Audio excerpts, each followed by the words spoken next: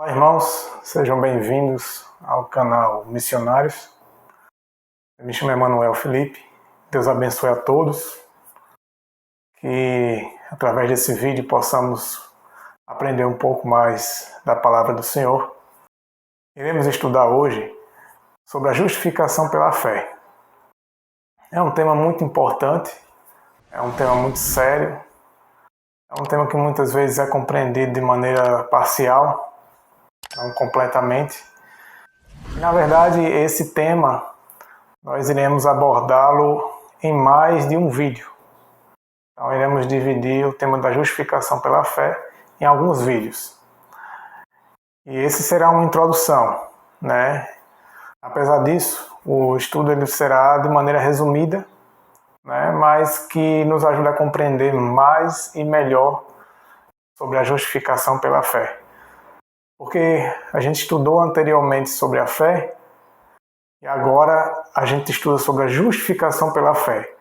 Quando a gente compreende a fé, biblicamente falando, a gente vai compreender melhor sobre a justificação pela fé. Então, vamos, através desse estudo, de uma maneira simplificada, de uma maneira objetiva e clara, vamos deixar o tema mais objetivo, né? Vamos deixar o tema mais esclarecido. Então, nesse momento, vamos orar para que o Senhor Deus nos conceda discernimento espiritual, a ajuda devida para que possamos compreender, porque se Deus foi quem inspirou a Bíblia, só Ele pode inspirar para que possamos compreendê-la. Então, oremos. Senhor Deus eterno, em nome do Senhor Jesus, nós te oramos e rogamos ao Senhor, meu Deus, que o Senhor nos conceda o auxílio divino do Espírito Santo, para que, por sua vez, o Espírito Santo possa nos conceder discernimento espiritual, entendimento, pois a tua verdade, que é espiritual, só se compreende espiritualmente. E só o Senhor pode nos capacitar a compreendê-la. Por isso, Senhor eterno, como humildes criaturas, pecadores e seres finitos que somos, dependemos completamente do Senhor para compreender aquilo que o Senhor nos revelou através da tua palavra. Meu Deus eterno, que esse tema sobre a justificação pela fé fique cada vez mais claro em nossas mentes. Que possamos fazer bom proveito daquilo que iremos aprender, permitindo que o Senhor continue a obra do Senhor em nossas vidas até o fim. Possamos colaborar para viver o teu ideal em nossas vidas por meio da tua graça e do teu Santo Espírito. Que tudo isso seja para a honra e glória do Senhor. Oramos em nome do Senhor Jesus. Amém. Bom, irmãos, então, como você pode ver aí na tela, o tema Justificação pela Fé, parte 1. Para se compreender a justificação pela fé, é necessário que possamos compreender a situação do homem. A que ponto o homem chegou. O que aconteceu após o pecado de Adão e Eva. Para que então possamos compreender o quanto necessitamos da justificação pela fé, o quanto ela é preciosa para nós, devemos entender o estado do homem, a situação em que ele se envolveu e a experiência do homem antes de conhecer Jesus Cristo e aceitar a sua justiça, seu sacrifício no nosso lugar. Então, sem mais delongas, o primeiro versículo que iremos ler, que está em Gênesis capítulo 3, versículos 22 e 23, diz o seguinte: Então disse o Senhor Deus: Eis que o homem se tornou como um de nós, conhecedor do bem e do mal. Assim que não estenda a mão e tome também da árvore da vida, e coma e viva eternamente. E no verso 23 diz assim: O Senhor Deus, por isso, o lançou fora do jardim do Éden. Então você pode perceber que quando o homem pecou, Deus ele teve que retirar Adão e Eva do jardim do Éden. Por quê? Porque aqui no texto fala que para que eles não comessem da árvore da vida. Porque se comessem da árvore da vida, o que aconteceria? O próprio verso encerra dizendo: e viveriam eternamente. Então Deus os lançou fora. Então você vê que quando o homem ele então passou a ter conhecimento do bem e do mal após cometer o primeiro pecado, a primeira desobediência à ordem de Deus, Deus então não pôde mais permitir que ele tivesse acesso à vida eterna. Então a vida eterna ela não era incondicional, ela não era natural do homem. A vida eterna ela não era inerente ao homem. Ela era condicional, dependente totalmente de Deus. Então Deus não poderia perpetuar o pecado. Deus não poderia permitir que o homem agora, depois do pecado, tivesse a vida eterna, porque então Deus estaria tornando o pecado eterno. Pois o homem agora estava manchado pelo pecado, contaminado pelo pecado. Após ter desobedecido a Deus, o homem então, ele agora não poderia mais estar beneficiado pela vida eterna. Então Deus foi obrigado então a expulsar o homem do Jardim do Éden, para que o pecado não fosse imortalizado. Então pense, se Deus não queria imortalizar o pecado, porque Deus ele poderia, no momento em que Adão e Eva pecou, ter apagado isso deles, ter removido isso deles. Deus tinha poder para isso. Né? O que nós chamamos hoje de lavagem cerebral, Deus poderia ter feito de maneira espiritual, de outro modo. Poderia então ter desfeito o erro de Adão e Eva.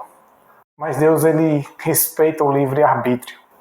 Ele respeita a liberdade que ele deu às suas criaturas.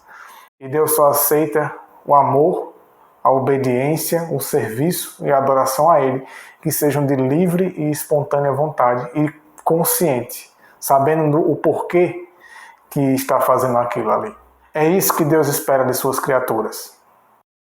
Portanto, se Ele tivesse feito isso com Adão e Eva, apagado deles o erro deles, e feito com que eles voltassem ao seu estado original, Deus teria que ter feito isso também com Satanás e com os anjos que foram expulsos do céu.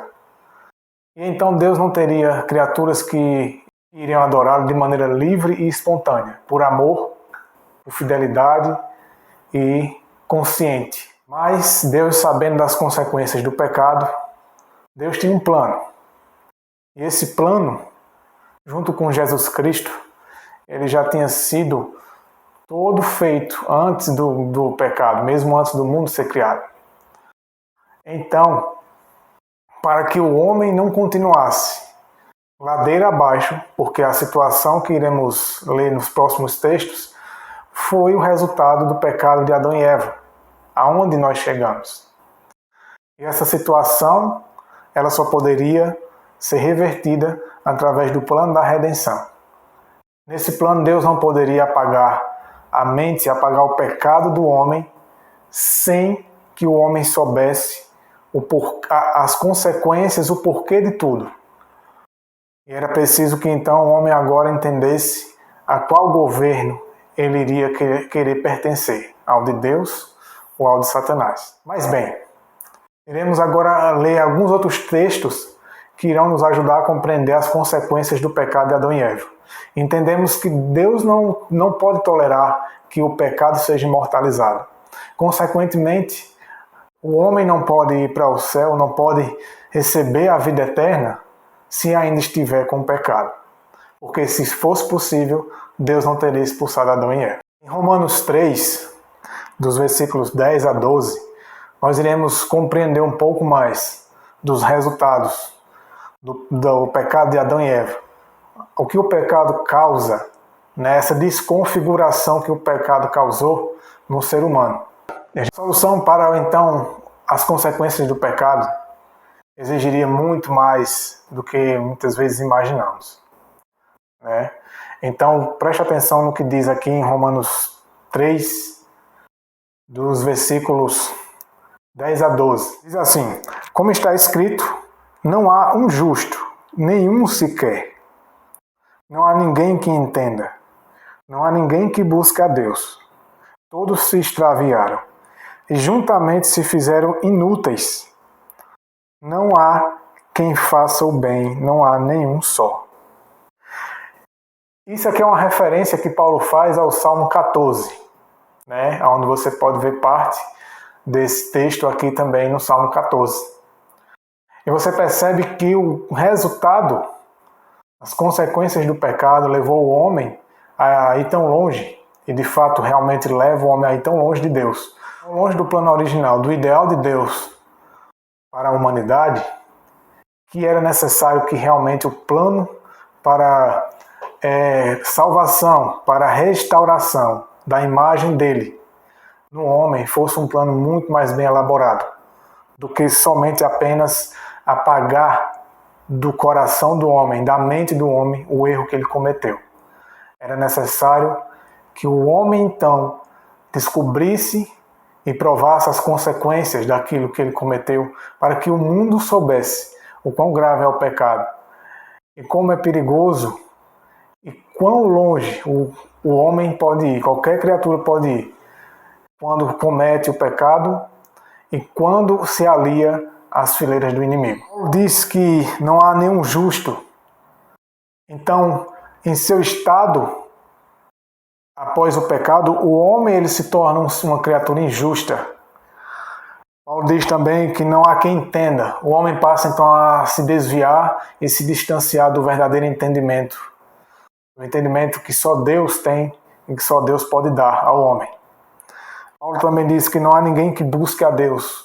O homem por si só, ele passa então a não querer mais buscar a Deus. É tanto que essa consequência ela é tão rápida e ela é tão séria, que assim que Adão e Eva pecaram, eu não sei quanto tempo depois, algum tempo depois, Deus vai de encontro a Adão e Eva, e você percebe que Adão e Eva se esconderam de Deus após o pecado. Você percebe que foi necessário Deus ir até eles. Então o homem não consegue mais por si só ir até Deus. É necessário que Deus vá encontrar o homem, vá resgatar o homem. Aqui também fala que todos, sem exceção, se extraviaram e juntamente se fizeram inúteis. Então o homem, em sua condição após o pecado, nas consequências que acarretou o pecado em sua vida, ele se torna inútil diante de Deus. Não há quem faça o bem, nenhum só. Então, a situação do homem ela é essa. A gente vai ler mais alguns textos que vão nos ajudar a compreender o quão profundo as consequências do pecado podem ser na nossa vida e como isso nos torna incapazes de remediar esse problema, de corrigir esse erro e de sair desse poço, dessa escuridão, dessas trevas que o homem acabou se metendo. Em Romanos 3, 23, Paulo também fala mais um pouco sobre a situação do homem após o pecado. Diz assim: porque todos pecaram e destituídos estão da glória de Deus. Perceba que o homem antes do pecado, ele era envolvido pela glória de Deus. Ele era uma criatura glorificada. Após o pecado, ele ficou sem essa glória. Então toda criatura que após o pecado perdeu a glória, que não pertencia a ela mesma, vinha de Deus, mas que Deus concedia ao homem para que então o homem pudesse estar na presença de Deus, pudesse estar na presença daqueles que são criaturas divinas e celestiais. Porém, essa glória ela também é condicional. E sobre a questão de condição, nós iremos abordar no decorrer dos estudos. Mas é bem claro que Deus não poderia dar novamente esse benefício, essa bênção ao homem, sem que o homem pudesse aceitar as condições que Deus iria estabelecer para que o homem pudesse retornar ao seu estado original. E no texto fala que todos pecaram. Então nesse mundo, desde Adão e Eva até o fim, não há nenhuma criatura que possa dizer que nunca pecou. Consequentemente, todos necessitam de um resgate, todos necessitam de uma restauração, todos necessitam de um Salvador. Isso não tem como negar. Em Efésios, capítulo 2, do versículos 1 ao 6, nós iremos compreender um pouco mais da profundidade das consequências do pecado. E vejam que Paulo continua falando sobre essas consequências, mas agora entra em cena o Salvador.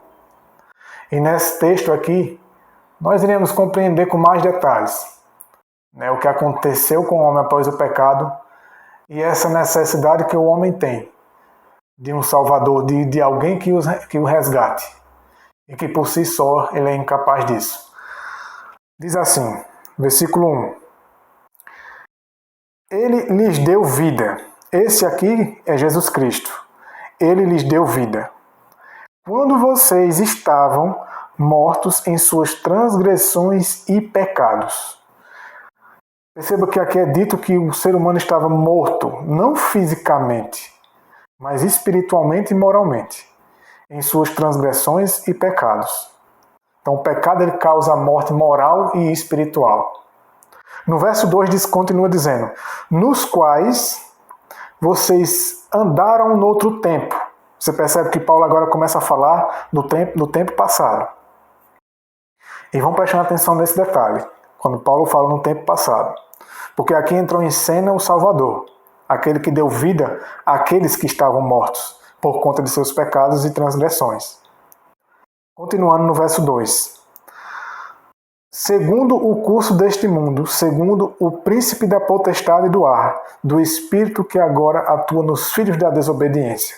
Então, por conta dessa morte espiritual e moral, devido ao pecado e às transgressões, a desobediência do homem, o homem passou a andar segundo o curso do mundo. É como se o homem estivesse indo na onda que vai sendo levada para a perdição, que é a onda que é causada pelo pecado e que o mundo está envolvido nela. Segundo o príncipe da potestade, você vê que uma coisa leva a outra. Você vê que, na realidade, o que Paulo está querendo dizer é que, por conta do príncipe da potestade, do ar, que esse aqui a quem ele está se referindo é o príncipe das trevas, que, devido a isso, o homem ele seguiu o curso do mundo. Então, éramos do Espírito que agora atua nos filhos da desobediência.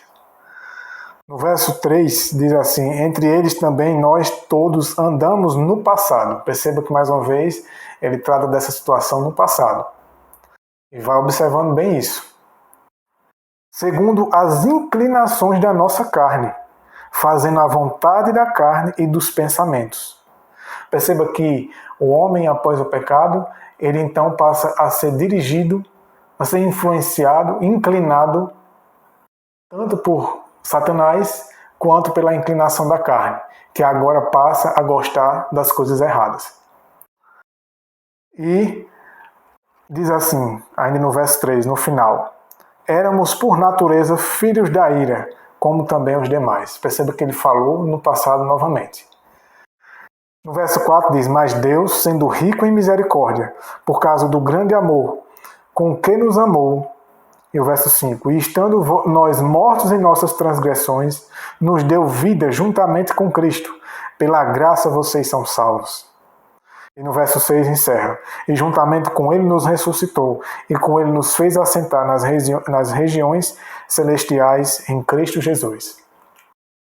Então você percebe aqui a situação do homem natural sem Deus, sem Jesus Cristo, sem aceitar o sacrifício de Cristo e a justiça dele. O homem antes da justificação pela fé, andando pela inclinação da carne. A carne ela é inclinada ao mal.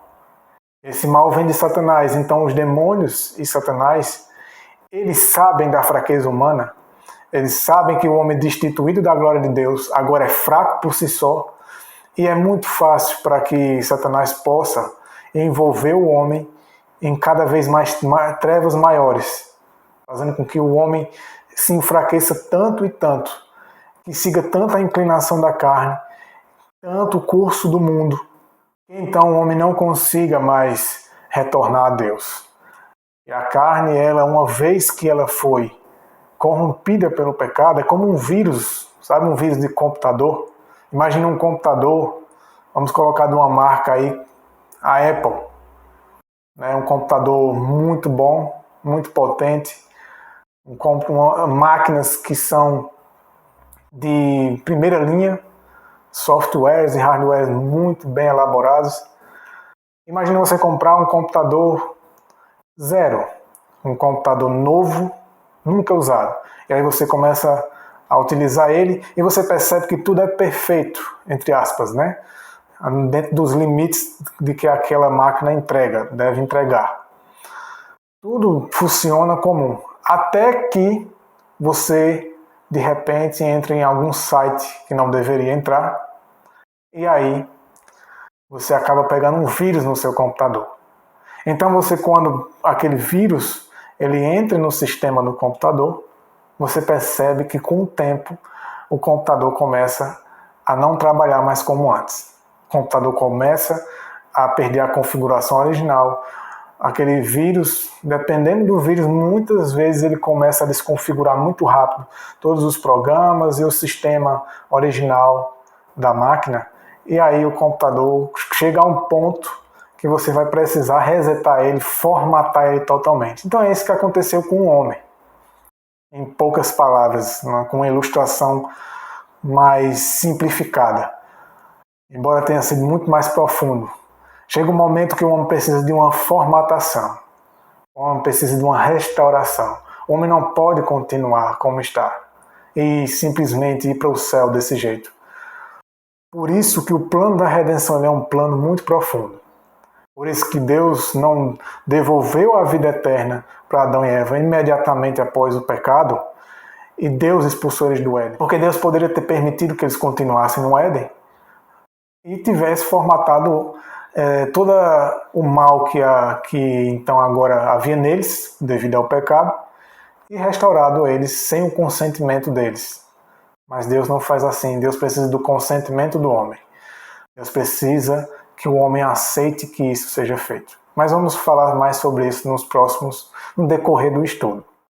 Em Romanos 5, versículos 6 e 8, Paulo fala um pouco mais. Estamos abordando alguns textos, não todos, porque senão o estudo fica muito longo. E então, vamos abordar alguns textos que nos ajudam a compreender a situação do homem após o pecado, antes de Cristo, ou antes mesmo de aceitar Jesus Cristo e da obra de Jesus Cristo começar em sua vida, antes de ser justificado pela fé. Romanos 5, versículo 6 diz assim: porque Cristo, quando nós ainda éramos fracos, morreu a seu tempo pelos ímpios. Então, já aqui no versículo 6, já entendemos que o homem, em seu estado de pecado, ele é considerado por Deus como ímpio. Vamos mais para frente, em uma das partes desse tema, abordar mais a fundo esse entendimento sobre o ímpio e o contraste do ímpio, que é o justo. Né? Então veja, embora Paulo tenha dito que não havia um justo sequer, mas isso não seria para sempre. E isso não seria por muito tempo. E aqui diz que éramos fracos e ímpios, mas Jesus Cristo morreu por esses. No verso 8 diz assim: mas Deus prova o seu próprio amor para conosco, pelo fato de Cristo ter morrido por nós, quando ainda éramos pecadores. Veja que Paulo mais uma vez põe isso no passado. E isso é o que causa o constrangimento no ser humano. A Bíblia diz que é o amor de Deus que nos constrange, mas nos constrange por quê? Porque veja que nós não tínhamos nenhum merecimento. Nós traímos aquele que nos criou, que nos deu a maior riqueza do universo. Nós fomos desleais, desobedecemos, traímos a confiança dele. E ainda assim, continuamos na traição, chegamos a um ponto tão profundo e ainda por cima nos desviando e fugindo de Deus cada vez mais. Mas mesmo assim, aqui a gente vê o amor de Deus, que por criaturas que se desviaram e foram tão longe, ele veio para morrer, para que então pudesse resgatá-los dessa situação e dar uma nova chance ao homem, para que o homem então pudesse experimentar novamente a vida que Deus originalmente quis dar ao homem. Mas você percebe que sem Cristo o homem ele se encontra nessa situação. E então você vai notando que o homem por si só ele é incapaz de poder pagar a dívida que ele tem com Deus. Em 1 Pedro, capítulo 3, versículo 18, Pedro fala um pouco mais, né, sobre essa situação do homem. Diz assim: pois também Cristo morreu uma única vez pelos pecados, o justo pelos injustos, para conduzir-vos a Deus. Então Cristo morreu pelos pecados. Todas essas informações eu sei que muitas delas são bem claras para todo mundo, mas a gente ainda vai mais a fundo. E a gente vai entender melhor o porquê que eu estou repetindo essas informações. Diz que o justo morreu pelos injustos. Então, ímpio, pecador, injusto é uma mesma classe. São aqueles que estão sem Cristo. São aqueles que estão desviados de Deus. E a gente vai entender que essa classe, ela também pode ser daqueles que estão mesmo entre o povo de Deus. Mas isso iremos entender mais para frente. Mas aqui diz que ele morreu pelos pecados, o justo pelos injustos, para conduzir-vos de volta a Deus. Não para permanecerem na mesma situação. Em Jeremias 13, 23, diz o seguinte: pode o etíope mudar a sua pele, ou o leopardo as suas manchas? Então, podeis vós também fazer o bem, acostumados que estáis a fazer o mal? Veja que interessante esse texto. Aqui Jeremias está comparando, fazendo uma ilustração. Assim como o leopardo não pode remover suas manchas, o homem também não pode fazer o bem, obedecer a Deus por sua própria conta, por suas próprias forças, por sua própria vontade. Pois aqui diz um detalhe interessante. Porque estamos acostumados a fazer o mal. Acostumados. Tem tradução que diz porque estão por serem ensinados a fazer o mal. Então, tanto uma coisa quanto outra seria então algo importante de ser levado em consideração. Acostumados a fazer o mal, então precisam de uma solução. Precisam de um novo costume. Precisam perder esse costume. Mas aqui não está dizendo no texto que é impossível ao homem fazer o bem. Apenas em sua própria força. Mas com Deus a história muda. Em Romanos 6, 23, devemos ler uma parte desse texto que dá o resultado final do pecado. Veja o que diz assim: porque o salário do pecado é a morte. Está em Romanos 6, 23. E aqui você percebe que quando o homem ele pecou, antes, na verdade, dele pecar, Deus havia dado a advertência de que se ele comesse do fruto do conhecimento do bem e do mal, da árvore do conhecimento do bem e do mal, ele então morreria. E a Bíblia diz que aquilo que Deus falou, ele cumprirá. Então Deus ele é um Deus justo, um Deus de palavra. E ele diz que a palavra que eu der, ela não voltará vazia. Então Deus, ele tinha que cumprir com aquilo que ele falou. Por isso que quando o homem comeu, ele agora tinha uma dívida para com Deus. E essa dívida requeria a morte. Porque Deus disse que se eles comessem, eles morreriam. Por isso que aqui fala em Romanos 6, 23, que o salário do pecado é a morte. Então o salário que se recebe é a morte. Mas por que o homem não morreu de imediato? Por que o homem então ganhou um tempo de chance? A Bíblia diz que Jesus é o Cordeiro de Deus que morreu antes da fundação do mundo. E então, o plano da morte de Cristo, do sacrifício em favor do homem, no lugar do homem, já estava estabelecido mesmo antes da fundação do mundo. Esse plano requeria que Jesus viesse à terra, se tornasse homem e então, como homem, morresse no lugar do ser humano, carregando sobre si os pecados. Mas se você... Veja que a Bíblia diz que ele carregou os pecados de todo mundo, como diz lá em Isaías. E o justo morreu pelo injusto. Veja que os pecados que ele carregou, ele não foi com esses pecados somente até a cruz. Quando Jesus Cristo ele retorna ao céu, ele então leva esses pecados para lá. O registro de todos os pecados de todo mundo. Se você estudar sobre o santuário, na época de Moisés, o santuário terrestre, onde Deus habitava, o que Deus pediu para Moisés, então, construir naquele tempo, era para que, através daquele santuário, todos os rituais e cerimônias que ali seriam ministrados, servissem de figura, de símbolo, de linguagem figurativa, servisse de ilustração, para que eles soubessem como seria o plano da redenção, o plano da salvação do homem. E a Bíblia fala que Jesus Cristo, um dos símbolos de Jesus Cristo, que representava Jesus Cristo, é o Cordeiro, é tanto que diz que ele é o Cordeiro que morreu antes da fundação do mundo. João Batista chama ele de Cordeiro de Deus, que tira o pecado do mundo.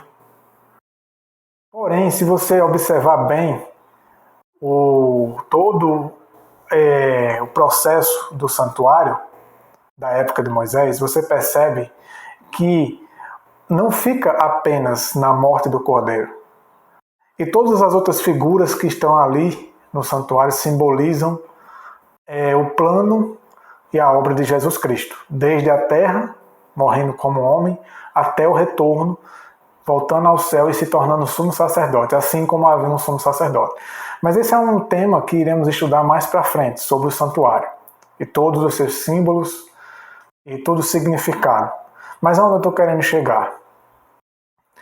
Que Cristo, quando morreu, ele pagou a dívida do homem, mas ele levou o relato de toda a dívida, todo o registro de dívidas que todo ser humano tem para o céu.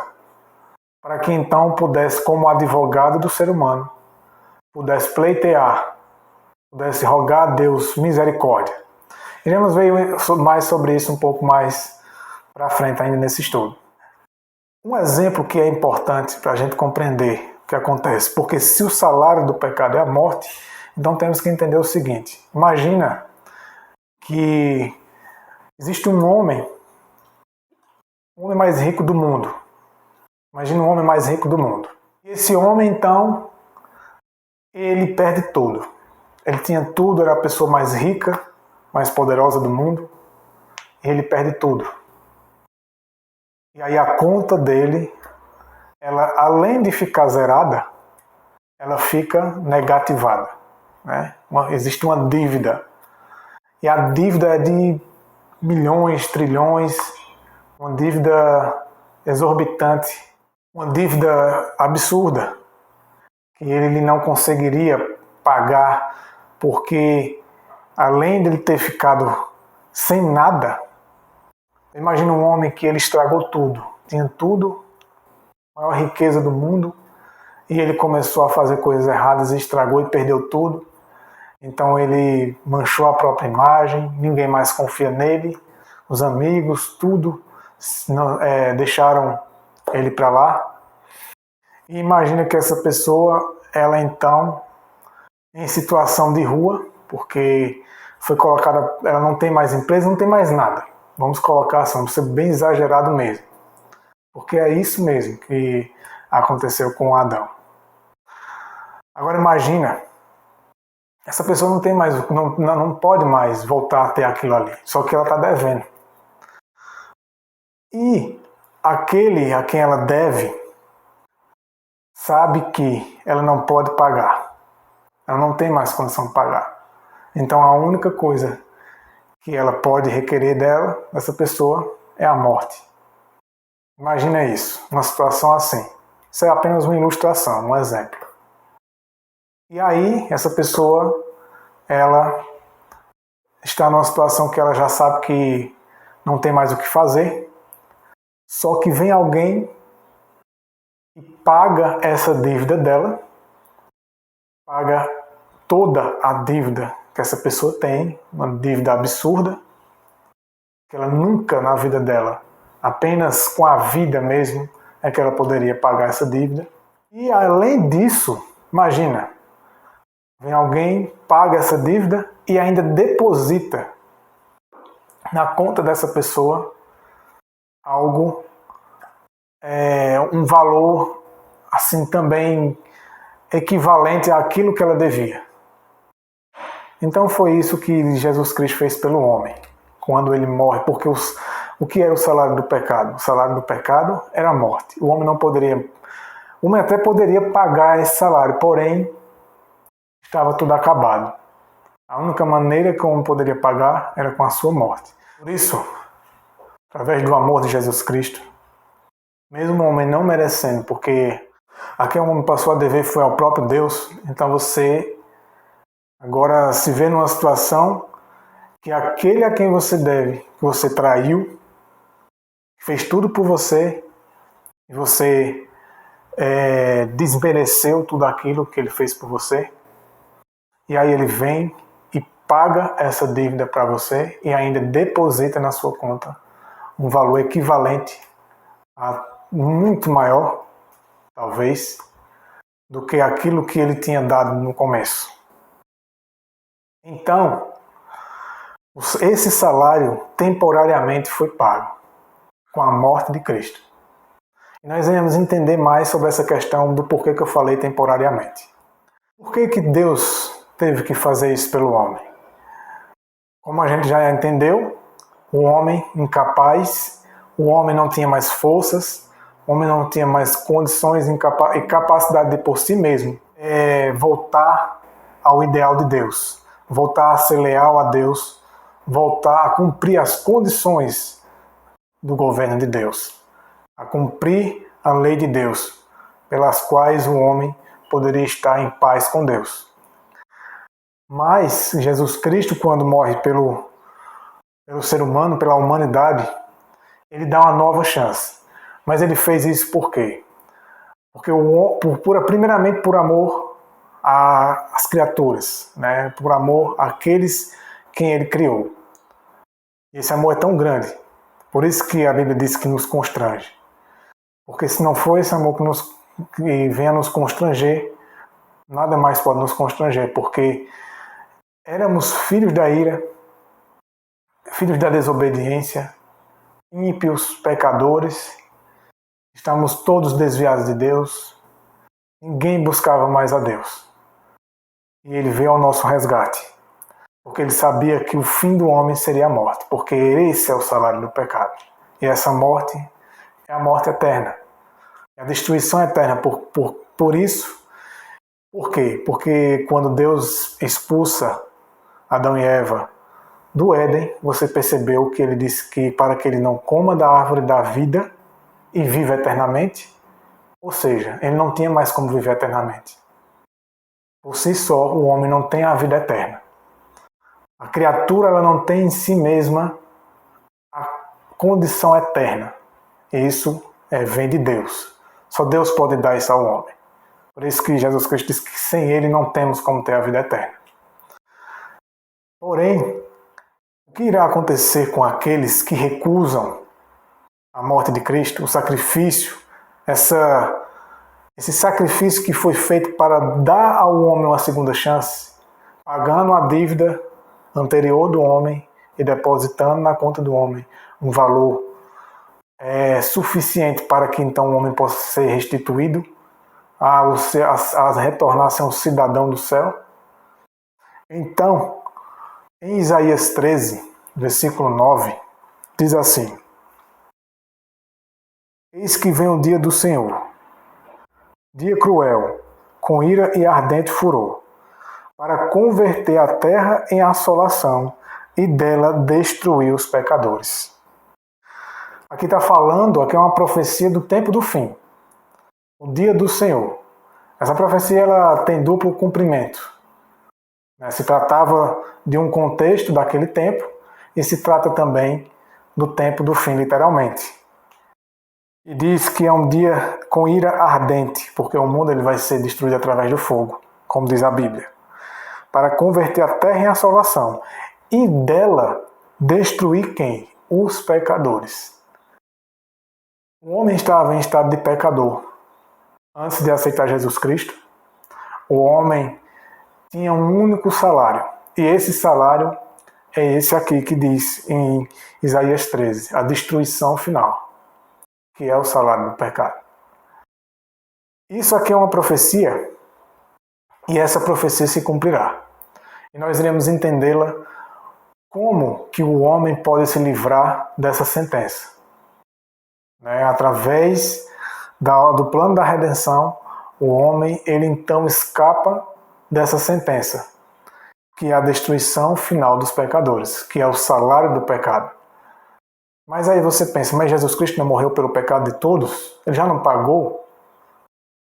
Então, por que então o homem mesmo assim ainda vai ser destruído? Então vamos entender melhor isso no decorrer do estudo.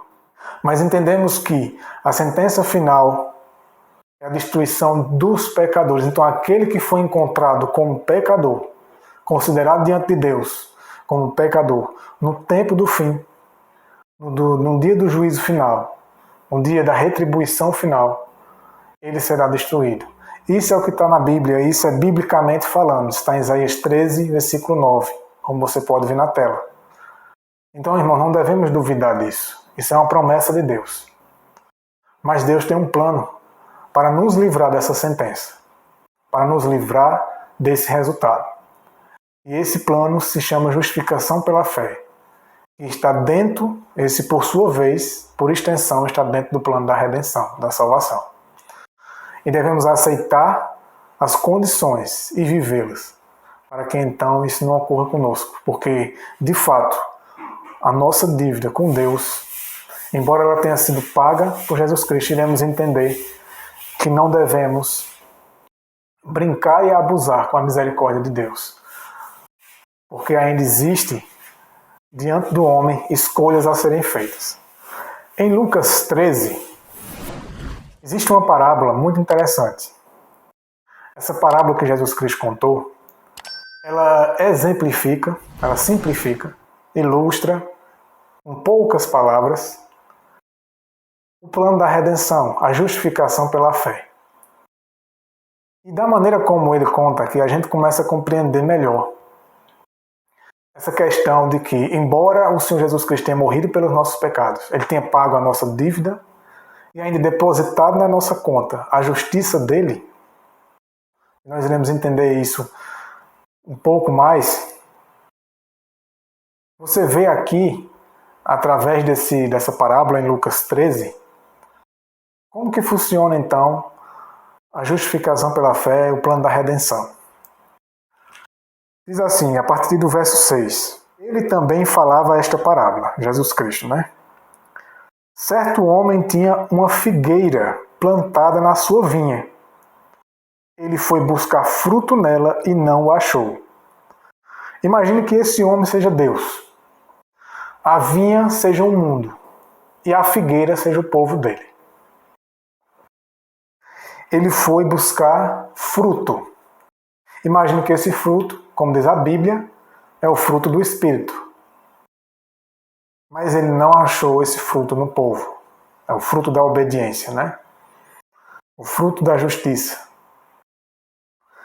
No verso 7 diz então: Então ele disse ao vinhateiro, o homem que era o dono da vinha, né? Que era o dono dessa figueira, disse ao vinhateiro. Esse vinhateiro era aquele que cuidava dessa vinha. E esse vinhateiro, ele é figura do próprio Jesus Cristo. Diz assim: Eis que há 3 anos eu venho buscar fruto nesta figueira e não acho.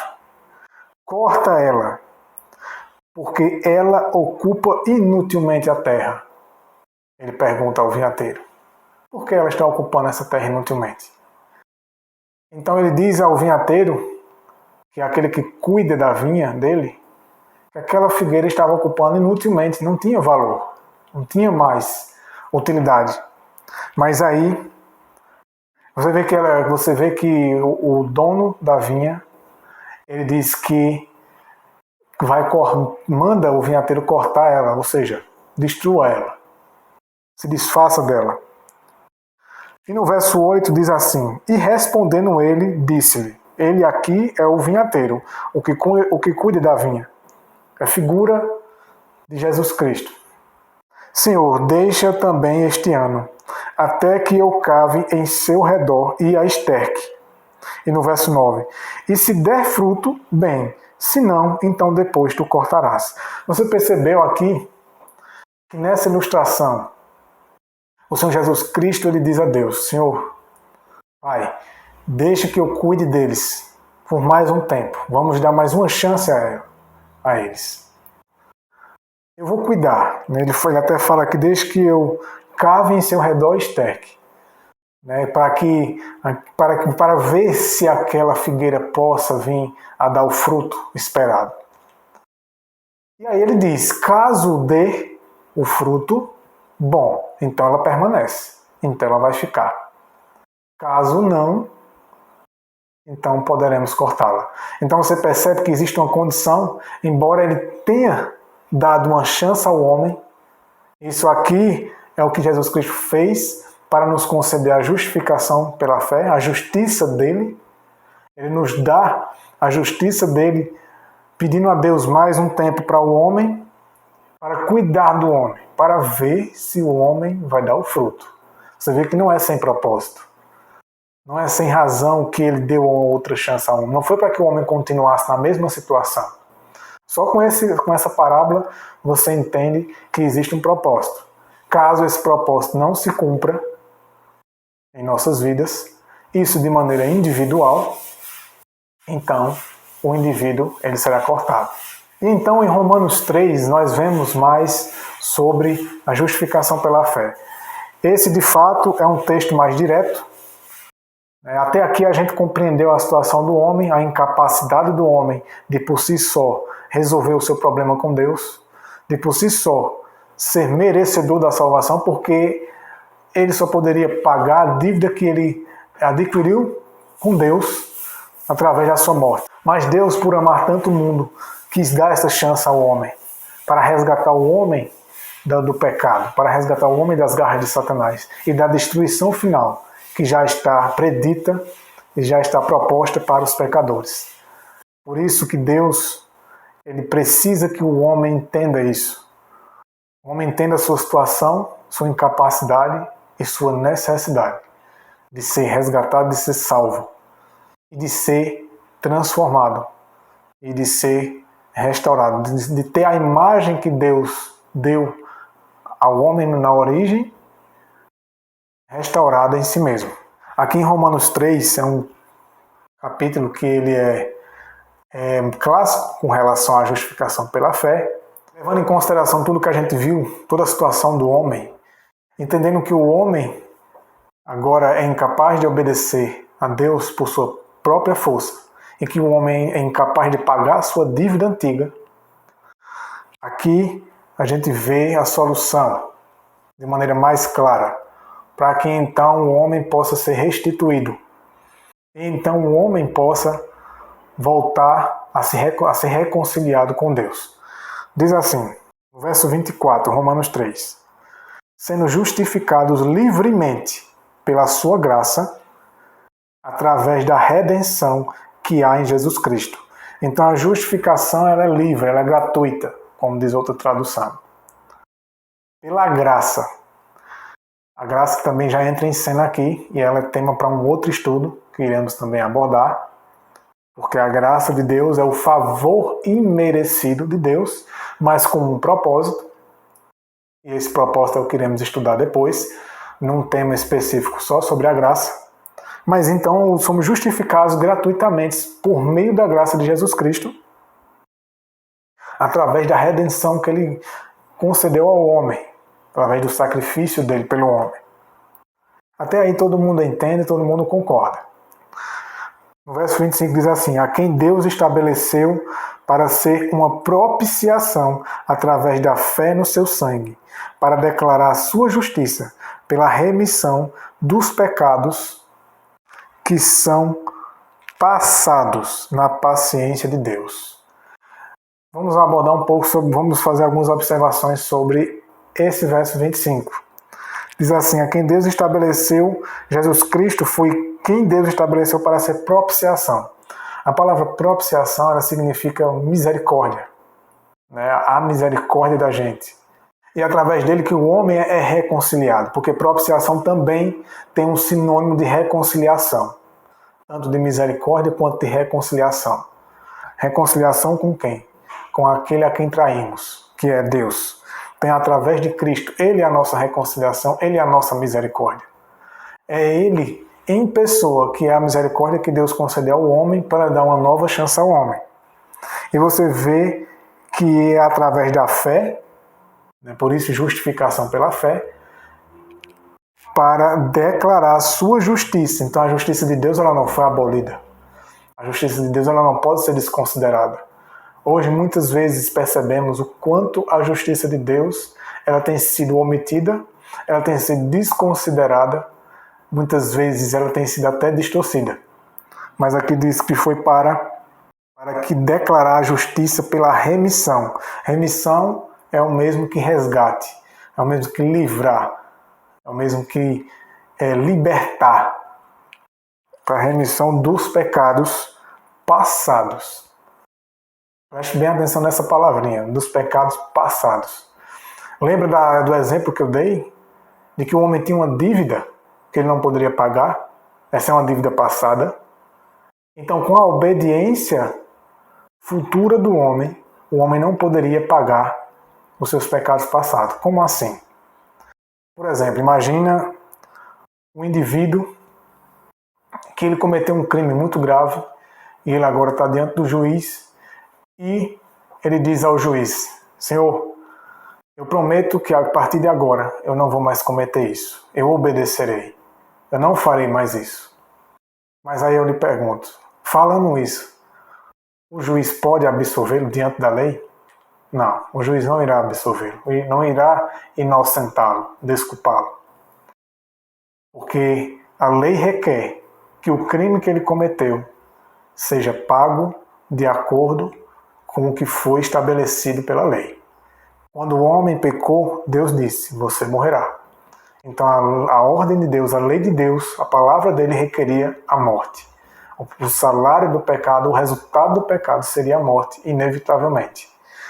Por isso que essa dívida passada, Jesus Cristo veio, morreu por essa dívida passada, porque o homem, com a mesmo dizendo que vai, mesmo se propondo a obedecer, ele não pode. Então veja o que diz no verso 26. Para declarar, eu digo, a sua justiça neste tempo, para que ele seja justo e justificador daquele que crê em Jesus. E no verso 28 diz: portanto, concluímos que o homem é justificado pela fé, sem as obras da lei. Esse verso 28, ele muitas vezes dá uma falsa ideia de que a lei, então, ela foi abolida. De que, então, não precisamos obedecer à lei. E, de fato, parece dar essa impressão, mas isso é um engano. Porque iremos aprender nesse estudo que não é assim que as coisas funcionam diante de Deus. Quando Jesus Cristo, segundo o verso 25 desse texto, diz que ele pagou os pecados passados do homem. Portanto, a obediência do homem futura não poderia pagar o pecado passado. Mesmo que o homem se propôs e então, pela fé, firme pela graça de Deus, com a ajuda de Deus, pudesse então agora não mais cometer os pecados, e na verdade esse é o propósito do plano da redenção, mesmo assim ele não poderia pagar a dívida passada. A dívida passada ainda continua. Então Jesus Cristo veio e pagou essa dívida para que desse uma chance ao homem, para que ele então agora pudesse avançar, pudesse então ser transformado, ser reconciliado, restituído ao seu estado original. Porque esse é o plano da redenção do homem. E você percebe que quando Paulo diz assim, não podemos ser justificados pelas obras da lei, ele está dizendo que o homem, pela obediência à lei, ele não se torna merecedor do favor de Deus, não se torna merecedor da vida eterna. O que tornou ele merecedor, o que tornou o homem novamente a ter acesso à vida eterna, a ter essa bênção, foi a morte de Cristo. Então, pela obediência, até porque o homem não pode, por suas próprias forças, obedecer a Deus, já ficou bem claro, por isso que eu li todos aqueles outros textos até aqui, falando da situação do homem, e o homem por si só, ele não teria condições, pois o homem estava corrompido pelo pecado, desconfigurado pelo pecado. O homem está enfraquecido pelo pecado e incapaz de, por suas próprias forças, voltar então a ser leal a Deus, a ser obediente a Deus, a estar em comunhão, em harmonia, em paz com o Senhor. Por isso que o homem não pode ser justificado, ser inocentado por sua tentativa de obedecer à lei. Porque mesmo tentando, ele não conseguirá por si só. E mesmo que consiga voltar a obedecer à lei de Deus, ele tem uma dívida passada. E a obediência, ela não paga aquela dívida passada. Porque Deus disse que se Adão e Eva, Deus não falou na verdade, se Adão e Eva comesse o fruto da árvore do conhecimento do bem e do mal, eles teriam que então obedecer a Deus para pagar aquele erro. Não, ele disse que eles morreriam. A palavra dele tinha que ser cumprida. O pecado, ele requer a morte. Por isso que Deus ele precisa resgatar o homem do pecado, ele precisa libertar o homem do pecado e não fazer com que o homem permaneça. Quando o homem ele é justificado, ele recebe o perdão por meio da justiça de Cristo. Jesus Cristo pagou a dívida anterior do homem e agora deposita a justiça dele, a obediência dele, no lugar da do homem. E nesse momento que o homem é justificado pela fé, agora Jesus Cristo, diante de Deus, pede para que Deus não olhe para o homem, mas olhe para a justiça de Cristo, para a vida dele, para a obediência dele. Enquanto, assim como está lá na parábola do vinhateiro, enquanto ele trabalha no homem, para ver se o homem vai dar o fruto. Agora, caso o homem não dê o fruto, então aquela justiça ali de Cristo, ela vai ser desconsiderada pelo homem. Porque se o homem não vier a dar o fruto proposto, é porque ele desconsiderou tudo o que Jesus Cristo fez por ele. Não porque Jesus Cristo não quis restituí-lo e não quis restaurá-lo, mas porque ele recusou. E a gente vai entender isso mais para frente. No verso 31 desse mesmo capítulo 3, diz assim: anulamos então a lei pela fé? De forma alguma, é a resposta de Paulo. Anulamos a lei foi abolida pela fé, por conta da fé. O que é a fé? A fé é a certeza das coisas que se esperam. O que o homem espera? O que o homem espera é ser restituído, é ser ao favor de Deus, é ser restituído a imagem de Deus nele, é ser restaurada a imagem de Deus nele. Então você percebeu que o homem não pode ser perdoado pelas obras da lei. Essa era uma das falhas dos judeus. Os judeus eles buscavam o perdão de Deus, ser restituído à vida eterna, ao céu, ser reconciliados com Deus através da sua obediência à lei. Essa obediência, por sinal, ela estava contaminada pelo pecado, então fazer com que eles se orgulhassem das suas obras, fazer com que esse povo achasse que a sua obediência à lei fazer com que eles se tornassem merecedores das bênçãos, dos benefícios de Deus e, consequentemente, da vida eterna. Eles se apoiavam tanto nisso que se tornavam pessoas prepotentes, orgulhosas, arrogantes e egoístas.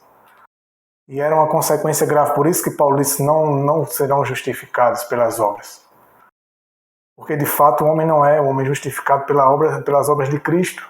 O homem ele é justificado pelo sacrifício de Jesus Cristo. e pela obediência de Cristo. E essa obediência de Cristo ela é depositada na conta do homem. Por isso que é dito que a justiça ela é imputada pela fé. Essa palavra imputada significa depositada. Então, no registro do homem, temporariamente está o registro de obediência de Jesus Cristo, quando aceitamos Jesus Cristo pela fé e a sua justiça, e o seu sacrifício e a sua obediência no nosso lugar. Então, diante de Deus, somos reconhecidos como justos, mesmo antes de sermos justos, de fato. Porque, na verdade, a justificação por ser pela fé, a fé é o firme fundamento, né, a certeza das coisas que se esperam. O que é que esperamos? É ser tornados justos novamente. É ser tornado obedientes de novo. É ser colocados de volta no trilho. Saímos do trilho e fomos longe. E agora Deus está nos dando a chance de permitirmos que Ele nos ponha de volta no trilho. E essa fé, a Bíblia diz que Abraão creu contra a esperança. Mesmo a gente crendo, mesmo que você reconheça que você é incapaz, porque já deixamos bem claro através da Bíblia que somos incapazes de ser aquilo que Deus quer que sejamos, nossa própria conta somos incapazes de tornar-nos obedientes a Deus e, consequentemente, pagar a nossa dívida anterior, nós não temos capacidade. É necessário aceitar a dívida que foi paga, a nossa dívida que foi paga por Jesus Cristo. Porém, ele disse, como lá na parábola do vinhateiro, que ele pediu essa chance a Deus para nos dar essa chance, para que então pudesse trabalhar em nossas vidas para darmos o fruto. Existe um objetivo com isso, a justificação pela fé. Por isso que no verso 31, aí de Romanos 3, diz assim: anulamos então a lei pela fé? De forma alguma. Antes estabelecemos a lei. Quando Paulo diz de forma alguma, é porque então a lei ela ainda está em vigor. É porque Deus ainda quer que tornemos a nos harmonizar com a lei, a obedecer à lei novamente. Deus quer que então o homem se torne justo, que o homem se torne praticante da justiça. Deus pretende então fazer com que o homem retorne para o seu estado original, para o qual Deus criou, para ser aquilo que Deus criou. E aqui diz que a lei não foi abolida por conta da fé. Pelo contrário, finaliza dizendo, antes estabelecemos a lei. Então a lei ela é estabelecida pela fé. Então a justificação, ela, embora não seja pelas obras, mas somos justificados para as obras, para então que possamos voltar a obedecer à lei de Deus. Iremos ler alguns exemplos. Deixa bem claro qual é o propósito de Deus quando justifica o homem. Em Romanos 8, nos versículos 10 e 11, temos a situação de Jesus Cristo absolvendo, perdoando a mulher que foi pega em adultério pelos fariseus. Porque eles queriam condenar ela, mas eles também eram passíveis de serem condenados. Por isso que Jesus Cristo disse, aqueles que não tiverem culpa, que não tiverem pecado, que atirem a primeira pedra, que comecem a condená-la. Mas, quando Jesus Cristo ele se abaixou e escreveu os pecados deles. Então eles reconheceram que Jesus Cristo sabia o que estava acontecendo. Então ele disse assim para a mulher, no verso 10, tendo Jesus se levantado e não vendo ninguém senão a mulher, ele disse-lhe, mulher, onde estão aqueles teus acusadores? Nenhum homem te condenou? E a mulher disse no verso 11, e ela disse, nenhum homem, Senhor. E disse-lhe Jesus, nem eu te condeno, vai-te e não peques mais. Então você percebe que aqui Jesus Cristo, ele perdoou ela, mas ele disse para a mulher que não peques mais. Então você percebe que quando o homem ele é justificado por Deus, ele é perdoado, ele é absolvido da sua culpa, não é para que o homem continue no pecado. Não é para que o homem continue fazendo aquilo que estava fazendo. A orientação de Deus é para que o homem então não cometa mais o que estava cometendo, não caia mais no mesmo pecado. Em Atos 17, versículo 30, tem uma declaração que é muito importante. Diz assim: mas Deus, não tendo em conta os tempos da ignorância, anuncia agora a todos os homens e em todo lugar que se arrependam. Quando o homem ele é justificado, quando ele é perdoado, Deus, assim como a gente viu no exemplo anterior, no caso de Jesus Cristo com a mulher pega em adultério, ele perdoa porque ele não levou em conta o tempo da ignorância. Enquanto a pessoa estava ignorante do pecado que cometeu, da culpa que tinha, ele se encontrava acobertado pelo sacrifício de Cristo. Porém, a partir do momento que o homem tem consciência, ele agora passa a ser responsável pelo seu próprio pecado. Então o homem agora ele tem conhecimento do erro que cometeu e Deus diz a ele, a todos os homens, que a partir de então que se arrependam. E o homem agora ele é orientado, ele é ensinado por Deus a que se arrependa. Vemos em Lucas 5,32 diz o seguinte, para corroborar, para colaborar com esse entendimento. Eu não vim para chamar os justos, mas pecadores ao arrependimento. Muitas vezes a gente usa esse texto para justificar o pecado, para justificar o erro e para muitas vezes se orgulhar de ser pecador, desse título. Porque aqui diz que Jesus Cristo não veio chamar os justos, ele veio chamar os pecadores. Então muitas vezes olhamos assim, tá vendo? Não adianta querer ser justo, não adianta querer obedecer. Porque Jesus Cristo não veio para esses, veio para os pecadores.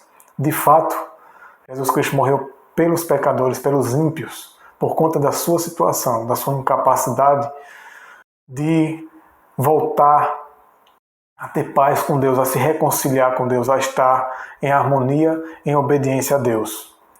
Mas, quando Jesus Cristo perdoa o homem, ele perdoa com um propósito de o levar ao arrependimento. E por que o homem precisa se arrepender? A gente já viu que as consequências do pecado é a morte. Que no dia do juízo final, como está lá em Isaías 13, Deus virá para destruir os pecadores. O homem por si só ele não pode voltar a fazer o bem, como está lá em Jeremias 23. O homem precisa então da ajuda de Deus. O homem não pode pagar sua dívida anterior, por isso que precisa aceitar esse pagamento feito por Jesus Cristo com a sua vida. Então, entendendo que Deus não leva em conta o tempo da ignorância, porque esse tempo da ignorância ele foi pago pelo sacrifício de Cristo. Lembra que lá em Romanos 3 foi dito que o sacrifício foi feito, a remissão dos pecados foi dos pecados passados, aqueles pecados que estavam na ignorância. Então não há sacrifício feito para os pecados voluntários, para os pecados conscientes. Por isso que diz que Deus não leva em conta o tempo da ignorância, para que então quando você aprendeu o que é certo, você aprendeu o que Jesus Cristo fez por você, você então possa considerar esse sacrifício e possa a partir de então se arrepender. Por quê? Caso contrário, caso não haja o arrependimento, isso aqui acontece. Lucas 13, versículos 3 e 5 diz assim: se não se arrependerem, vocês também morrerão. No verso 5 diz: e eu volto a lhes dizer, a menos que se arrependam, todos vocês morrerão. Então a consequência do não se arrepender, do recusar essa condição, porque essa é a condição para que então possamos ser declarados justos, é o arrependimento. O homem ele precisa aceitar o sacrifício de Cristo e, ao mesmo tempo, se arrepender. Porque, caso contrário, morrerão. Em Atos 3,19 diz o seguinte: arrependei-vos, pois, e convertei-vos, para que sejam apagados os vossos pecados. Então é esse arrependimento que Deus nos orienta, é o arrependimento que leva à conversão. Um arrependimento apenas de remorso, onde você se arrepende, mas continua no erro, continua praticando aquilo que você está praticando de errado. Continua cometendo o mesmo pecado. E você pede perdão à noite, e no outro dia comete o mesmo pecado, e fica nesse círculo vicioso. Esse não é o verdadeiro arrependimento. O verdadeiro arrependimento que vem de Deus. Ele é o arrependimento que se segue pela conversão. A conversão, basicamente, em poucas palavras, em um exemplo simples, é quando você está indo numa direção e então você converte para outra direção. O homem ele está indo ladeira abaixo no pecado, se afundando. Então Deus vem e resgata ele. Mas Deus não pode tirá-lo da situação dele se ele não quiser, se ele não permitir, se ele não aceitar. O homem precisa entender sua situação para que aceite a justiça de Cristo, o sacrifício dele, e permita que ele o resgate e o leve ao arrependimento e à conversão. Porque o verdadeiro arrependimento, ele leva à conversão. E é então que os pecados são apagados, segundo está em Atos 3,19. Para que os pecados sejam apagados. Os pecados só podem ser perdoados quando nos arrependemos e nos convertemos. E existe um texto que está em Provérbios 28,13, que é um texto que ele é, digamos que, paralelo ou complementar a esse conceito do arrependimento que leva à conversão, que diz assim: o que encobre as suas transgressões nunca prosperará, mas o que as confessa e deixa alcançará misericórdia. Então devemos nos arrepender, nos converter, confessar os nossos pecados e deixar os pecados, abandonar os pecados. Todas essas coisas foram instituídas por Deus porque Deus sabe que quando fazemos as coisas incompletas, quando fazemos parte daquilo que Deus nos orientou, o resultado final não será pleno. Não teremos uma vida transformada. Em Romanos 2, nós entendemos que o verdadeiro arrependimento ele é um dom de Deus. É Deus quem nos leva ao arrependimento. Como eu já havia falado, é o amor de Deus que nos constrange. Se, meus irmãos, o amor de Deus, o sacrifício que Ele fez por nós, se reconhecermos que os nossos pecados, foi quem tirou a vida do Filho de Deus, que o inocente pagou pelo culpado. Nós somos os traidores, os culpados da situação. E Jesus Cristo não tinha culpa nenhuma e pagou tudo por nós, para nos ajudar a abandonar o pecado. E é a bondade dele que nos leva ao pecado, porque aqui diz assim, em Romanos 2, versículo 4. Ou desprezas tu as riquezas e a sua benignidade, a de Deus, né? E paciência e longanimidade, ignorando que a benignidade de Deus te leva ao arrependimento. Paulo aqui está questionando a gente. Quando desprezamos o sacrifício de Cristo, a bondade dele, o amor dele, levando uma vida em desconformidade com o que estamos aprendendo, é como se estivesse desconsiderando o sacrifício dele, a bondade e o amor dele. Porque, na verdade, são essas coisas que vêm de Deus que nos leva ao arrependimento. Se não nos arrependemos, é prova de que não estamos levando em consideração a bondade e o amor de Deus e o sacrifício de Cristo por nós. Mesmo que pela boca falemos, que consideremos, que aceitamos o sacrifício dele, mas se nossa vida não for uma vida de arrependimento, de conversão, de confissão dos pecados e abandono dos mesmos, significa que isso é evidência, é prova de que não estamos considerando, não estamos levando em conta. Estamos, pelo contrário, estamos fazendo pouco caso do sacrifício de Cristo. No verso 5 diz assim: mas segundo a tua dureza e teu coração impenitente, entesouras ira para ti, no dia da ira e da manifestação do juízo de Deus. Então você percebe que aqui no verso 5, se mantivermos o nosso coração endurecido, a nossa consciência cauterizada, recusando o agir do Espírito Santo em nossas vidas, recusando que Cristo nos perdoou, mas para que pudéssemos voltar à lealdade a Deus, através da dureza do nosso coração, através da falta de arrependimento e de confissão dos pecados e de conversão e abandono dos pecados, estamos entesourando, ou seja, estamos acumulando ira para o dia da ira de Deus, que se manifestará no dia do juízo. No verso 6 diz assim: o qual, falando de Deus, recompensará cada um segundo as suas obras. Não somos salvos pelas obras, ou não somos justificados pelas obras, mas sem as obras não seremos salvos. Porque a justificação é para que o homem então volte à obediência a Deus. O qual recompensará cada um segundo as suas obras, a saber, a vida eterna aos que, com perseverança em fazer bem, procuram glória, honra e incorrupção. Essa glória, honra e incorrupção são as de Deus, não a do homem, não a sua própria, não a nossa própria honra ou glória. A incorrupção é a que vem de Deus.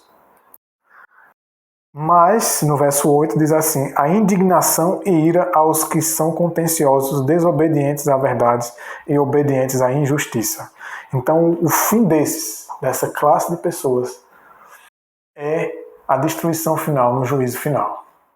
Em Gálatas 2 diz o seguinte, versículos 17 e 18. Porém, se enquanto procuramos ser justificados por Cristo, nós mesmos também formos achados pecadores, por acaso seria Cristo o ministro do pecado? De forma alguma. Você vê que Paulo aqui ele deixa bem claro. Veja que interessante. Ele diz assim: porém, se enquanto procuramos ser justificados por Cristo, nós mesmos também formos achados pecadores, por acaso seria Cristo ministro do pecado? Ele está perguntando basicamente o seguinte: se enquanto buscamos ser justificados, ser perdoados, aceitar a justiça, o sacrifício de Cristo, todo o plano da redenção feito para nós, ele diz o seguinte: se formos achados pecadores, ou seja, se formos achados em pecados, se continuarmos no pecado, cometendo os pecados que cometemos, por acaso seria Cristo ministro do pecado? O que é que ele está querendo dizer? É como se Paulo estivesse dizendo o seguinte: vocês acham que Jesus Cristo morreu para que vocês continuassem no pecado? Vocês acham que Jesus Cristo fez todo esse sacrifício, que ele justifica vocês para que vocês permaneçam vivendo a mesma vida, para que vocês permaneçam cometendo os mesmos pecados, para que vocês permaneçam sendo pecadores, ímpios? Será que é para isso que Jesus Cristo morreu? Será que então Jesus Cristo é cúmplice do pecado do homem? Então, meus irmãos, Jesus Cristo ele não é ministro do pecado. O ministro do pecado, na verdade, é Satanás. Satanás é que é o ministro do pecado. Ele é quem propaga o pecado, ele é quem influencia ao pecado. Então, quando somos justificados e permanecemos na mesma vida, até às vezes pior, ou melhoramos um pouco, ou seja, não buscamos em Deus, porque a gente vai ver nas próximas partes desse estudo a obra de Jesus Cristo na vida do homem, o poder de Jesus Cristo quando o homem se une a Cristo pela fé, de maneira legítima, o quanto Deus pode transformar o homem e libertar o homem do pecado, porque esse é o propósito. Porque aqui Paulo deixa bem claro: não tratem Jesus Cristo como ministro do pecado. Porque na sentença final, no juízo final, se o homem for encontrado pecador, assim como está lá em Isaías 13, versículo 9, será destruído. Então não foi para isso que Jesus Cristo justificou e salvou o homem. Foi para libertá-lo do poder do pecado, para então libertar o homem dessa sentença final. E isso é o amor dele na prática. Porque você vê a prova de que Jesus Cristo, ele nos ama, não é apenas nos perdoando, mas também nos dando a chance de permitirmos que ele nos liberte do pecado, para que não sejamos achados pecadores, tentando ser justificados por Cristo, e muitas vezes fazendo parecer que Cristo é um cúmplice, um ministro do pecado, quando na verdade não é. E devemos ter cuidado, porque muitas vezes estamos abusando da misericórdia dele, muitas vezes estamos abusando do sacrifício dele, estamos fazendo pouco caso, como se ele não fosse capaz de nos libertar e de nos libertar do pecado e nos tornar obedientes. Porque foi para isso que, assim como na parábola da vinha, do vinhateiro e do dono da vinha, ele disse: não destrua, não corte essa figueira agora, deixe que eu cuide dela, para que, se der o fruto, então ela permanecerá, senão, não terá o que fazer. E no verso 18, aí de Gálatas 2, diz o seguinte: se torno a construir as coisas que eu destruí, eu faço de mim mesmo um transgressor. E qual é o fim dos transgressores? É a destruição final. Então Paulo está nos orientando, irmãos, povo de Deus, levem em consideração tudo o que está na Bíblia. Todo o sacrifício que foi feito não foi para que vocês permanecessem no pecado. Não foi para que vocês permanecessem numa vida de transgressão. Tudo o que foi feito foi para dar liberdade para vocês, para que vocês sirvam a Deus. Assim como Deus orientou e usou Moisés e Arão para pedir para Faraó deixar que ele liberasse o povo do Egito para que o povo pudesse adorar a Deus. Ele disse assim: liberte-os para que eles possam me adorar da maneira certa. Porque eles eram escravos, assim também somos escravos do pecado. E temos que permitir que Jesus Cristo nos liberte, para que então possamos adorá-lo da maneira correta. E Paulo disse: se torna a construir as coisas que eu destruí. Paulo aqui está dizendo para que não venhamos a querer ser merecedores da salvação pela nossa obediência, para que possamos saber o lugar de cada coisa. Somos salvos, fomos justificados e aceitamos pela fé o sacrifício e a justiça de Cristo, para que pela fé também possamos voltar à lealdade a Deus, possamos nos tornar pessoas justas, praticantes da palavra de Deus, da lei e dos mandamentos de Deus, da justiça. Isso tudo é pela fé, por isso que a justificação é pela fé. Abraão foi chamado como se já fosse justo, porque Deus chama as coisas que não são como se já fosse. Então Deus nos chama justos em Cristo, por conta do sacrifício de Cristo, como se, mesmo ainda não sendo justos, mas como se já fôssemos, porque Ele é quem nos tornará justos. Esse é o propósito da justificação pela fé. Então, meus irmãos, iremos continuar em outras partes, abordando, se aprofundando mais nesse tema. Esse foi apenas uma introdução, esse foi apenas um meio da gente compreender a situação do homem, aonde o homem chegou, o resultado que o pecado causou no homem, a influência do inimigo, a influência de Satanás na vida da humanidade. Também a gente percebeu que o homem era incapaz de voltar à lealdade a Deus, capaz de se reconciliar com Deus, de voltar a ter paz com Deus.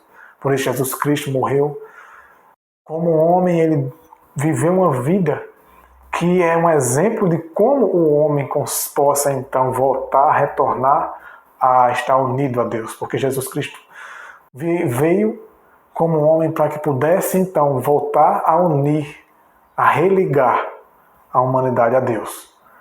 E através do sacrifício dele, ele nos confere a justiça dele, que é pela fé.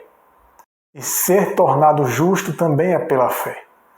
Para que possamos, através da fé, ter uma caminhada de confiança em Deus, de confiar de que Deus vai cumprir aquilo que ele disse que cumpriria, pois ele é poderoso para cumprir.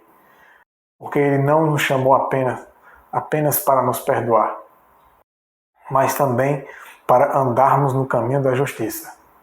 E isso, se reconhecemos que o homem é incapaz, e só pode ser pela fé, e a fé no poder de Cristo. E no próximo estudo iremos entender melhor como Deus pode restituir a consagração do homem a Ele.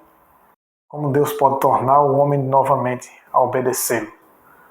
Através de qual método, qual meio Deus pode restabelecer o homem novamente à santidade. Tornar o homem a se voltar à obediência a Ele. Que Deus abençoe a todos, que possam ter aproveitado o máximo possível dessas verdades que aprendemos através da Bíblia. E no próximo estudo iremos continuar biblicamente abordando o tema da justificação pela fé e compreender mais e melhor esse tema que é tão importante para nosso desenvolvimento e crescimento na graça e na fé e na caminhada cristã. Que Deus abençoe a todos vocês, que o Espírito Santo possa estar ajudando vocês e que possamos permitir que essa obra seja feita e concluída em nossas vidas. Então, até a próxima.